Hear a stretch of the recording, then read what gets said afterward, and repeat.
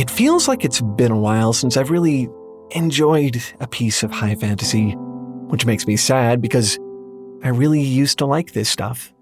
I do still like the sense of wonder it provides. The ideas are still good, the stories are still interesting, but the more I learn about magic and its history, the less I see it in these stories.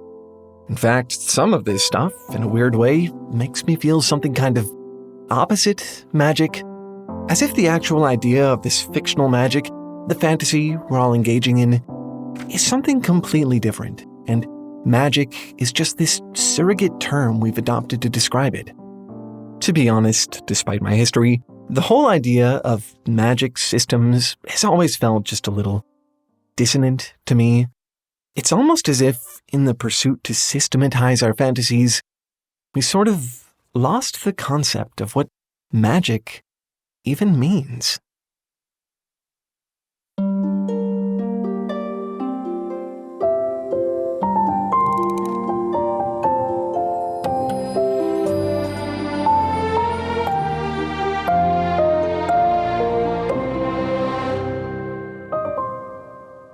How do you define magic? It's a surprisingly slippery question. Some people might say that seeing a rainbow or watching the solar eclipse feels magical. Others might think of magic tricks like pulling a rabbit out of a hat. If you practice voodoo, you might wear a gree-gree amulet for protection or luck. Maybe when you think of magic, you think of spirits or fairies or demons, beings whose very existence would challenge our understanding of reality. These are all very different things. They're also all magical. In practice, it's sort of hard to describe magic as any one thing. People just tend to use the word in a lot of different ways. Still, although the definition may be a little diffuse, I do think you can try to understand what people mean by it. From what I've seen, there really appear to be three major applications for the term. First, there's magic as phenomena, otherwise known as the supernatural. Spirits, fairies, demons. Some people believe in them, many don't. So far, it's not really a scientific thing.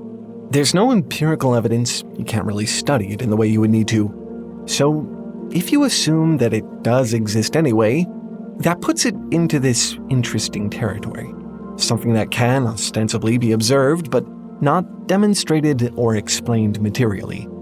This can even be applied to things that are, by and large, known to be real. If you didn't know how electricity worked, in a very literal sense, lightning might appear to have about the same veracity as a fairy or a demon. Observable, but non-replicable, and therefore non-empirical to anyone who isn't there for the event itself. Magic as phenomena. Second, there is, of course, magic as practice. That is, when humans attempt to interact with the supernatural. Think spells, divination, the use of arcane tools like gree-gree amulets. Whether or not you believe these things actually work, people still do them. They practice them. This sort of magic can even be seen in the foundations of science. In 1602, alchemists wrote of the Bologna stone, a rock that they could make glow in the dark. Lawrence Principe, a modern chemist, followed the 17th century alchemical recipe to make the Bologna stone. And he found that the recipe actually worked. Principe, with the context of modern science, knew the stone is barite and that it glowed because a chemical reaction caused the copper ions in it to release energy. To Wilhelm Homburg, the alchemist who authored the original recipe, the rock's luminance was magical. Whether they believed it was due to magic or science, both Principe and Homburg got the same result from the same recipe. To one, it was science. To the other, it was magic. In either case, we have this perception of magic not just as a thing that might exist, but as a thing that you do. Magic as practice. Third, and perhaps most common of all, people love to use magic as a metaphor. Even if we know barite can glow because of a chemical reaction, it still looks magical, doesn't it? I mean, glowing rocks aren't exactly something you see on a nature trail. Awe-inspiring occurrences still feel like magic, even though you may otherwise feel like you understand them. You can pick up a book and learn all about electricity, and a lightning storm can still fill you with a sense of wonder. You might say that it feels magical to you, even if you don't mean it literally. I think, sneakily, this is how Arthur C. Clarke used the word in his famous quote, "Any sufficiently advanced technology is indistinguishable from magic."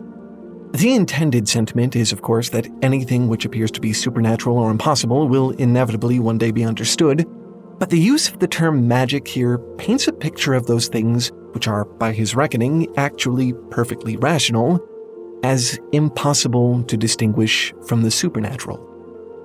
He's saying that despite an implicit basis in rationality, they might yet appear to be impossible and wondrous. That a thing doesn't actually have to be supernatural to feel like it is. Magic as metaphor. There is a secret fourth application of the word. The way the term magic is used in fantasy is just generally very different from any of this. It has almost nothing to do with the veracity of the actual event or your belief in it. It really has more to do with the text. In Lord of the Rings, Frodo can use the One Ring to turn invisible. If someone put on a ring and turned invisible in real life, we'd have to ask some questions about that.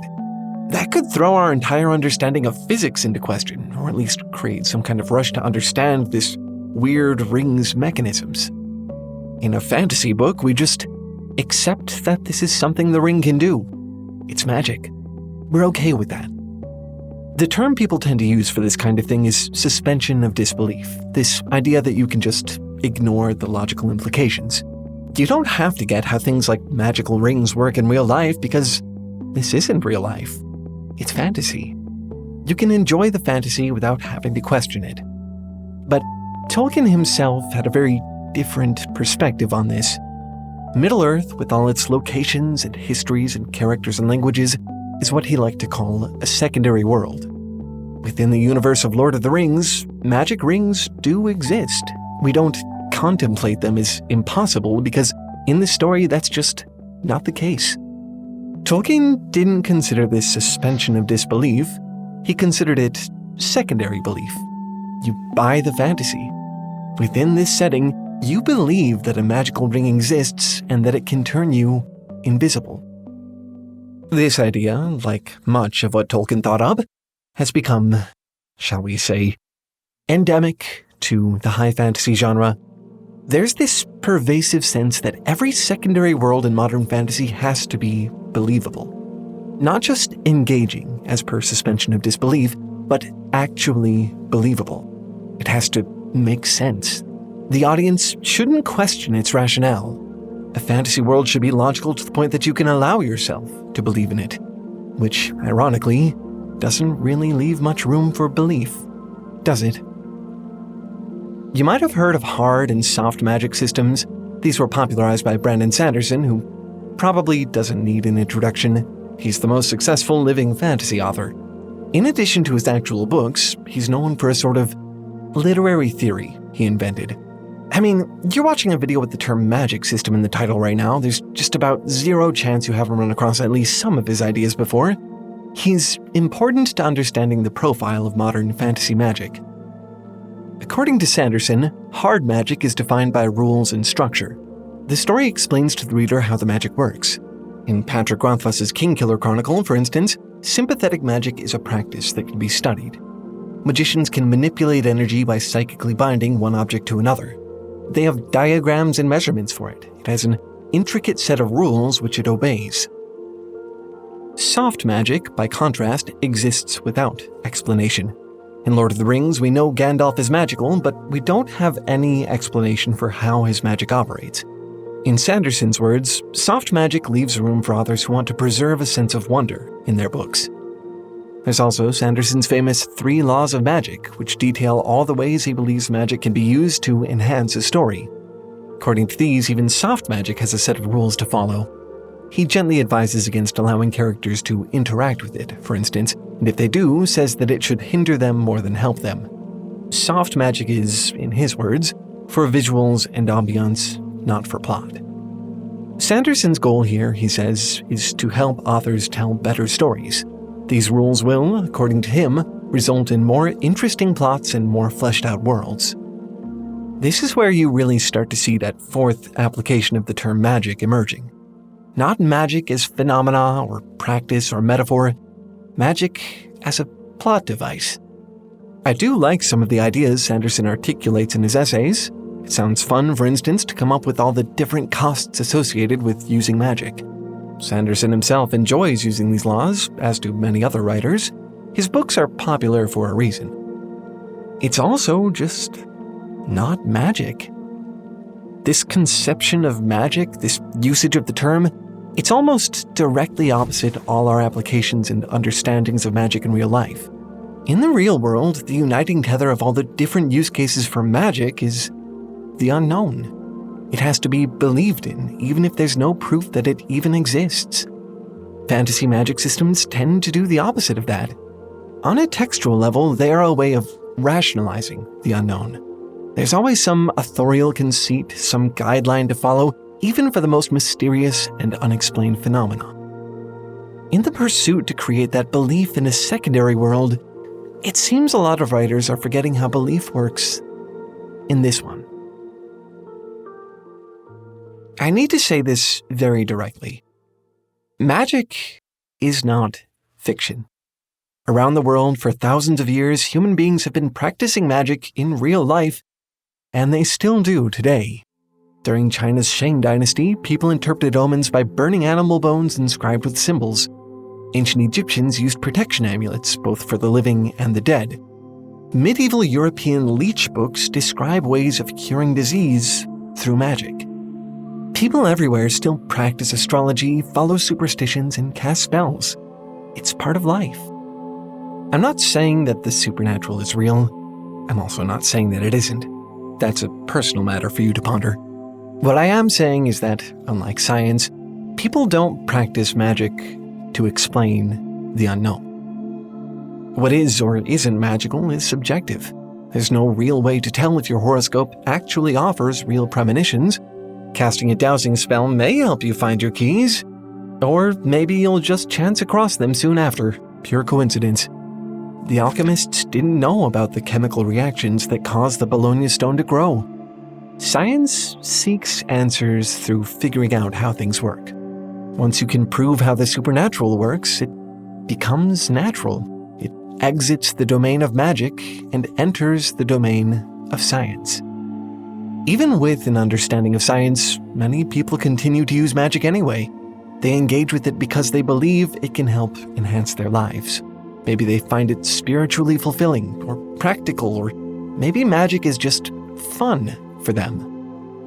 Science is perhaps our best way to form a unified understanding of the world. It helps clarify the mysteries of the universe. It equips us with useful knowledge. It's concerned with objectivity, what we can prove to be true. Magic, on the other hand, is all about subjectivity. It's not concerned with what is explicable, objective, true. It concerns only what you believe. You can observe the chemical reactions that cause barite to glow. You can even know how it works.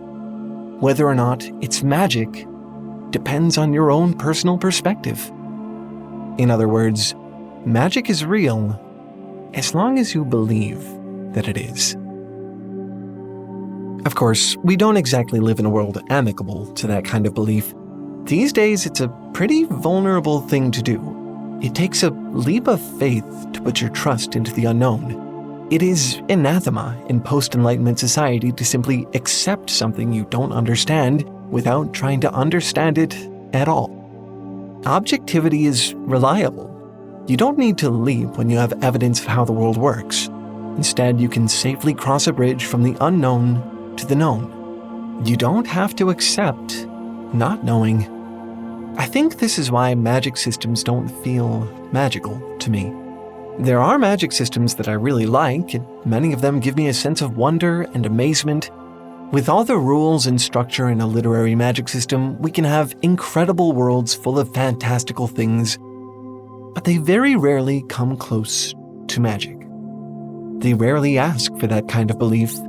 In a fantasy story, you can have a secondary belief, like Tolkien said, a sort of surrogate for real belief. You can just create a whole other world where things that would be impossible in this one are accepted as truth. In this secondary world, you never have to decide if the One Ring is really magical. There's no leap of faith, no pressing unknown to put your belief in. The real world just isn't like that. The efficacy of science can trick you into thinking humanity has some strong grasp on how things work, but that simply isn't true. Reality is still mostly unknown, and part of science is going forward knowing full well that your current understanding may prove to be entirely wrong later. The more we learn, the less we know. The less we know, the more darkness there is to superimpose our beliefs over. The ultimate ironic conclusion of scientific pursuit is that the universe is fundamentally magical. To believe in magic is to accept this cosmic tension, to reach into the dark and interact with it before empiricism ever gets there. Magic systems break that tension. We can escape into a world where we never have to worry about an unknown beyond the author's intent, where the unknown can be tamed and made rational, where it operates by rules and authorial conceits, where it never has a chance to make you feel vulnerable. No uncertainty, no need to believe. No matter what happens within the story, we accept that it can happen. We understand that magicians in the Kingkiller Chronicles study sympathetic magic. We understand that the One Ring can turn Frodo Baggins invisible. These things are not questions. They are known. You are asked to believe in nothing, except for the text. The paradox of magic systems is that they are the fantasy of a world without magic. Remember that Arthur C. Clarke quote about sufficiently advanced technology being indistinguishable from magic? It's a good metaphor. It actually describes how I feel about a lot of things in life. Computer programming is one of those things that I've been interested in for a long time, but always seemed so complex, it might as well be some kind of magical arcana. People who can grasp that stuff have always kind of seemed like wizards to me, but not so much lately. Our sponsor, Brilliant, has really helped to demystify a lot of it for me. I've actually been using Brilliant for a little while now to learn about programming.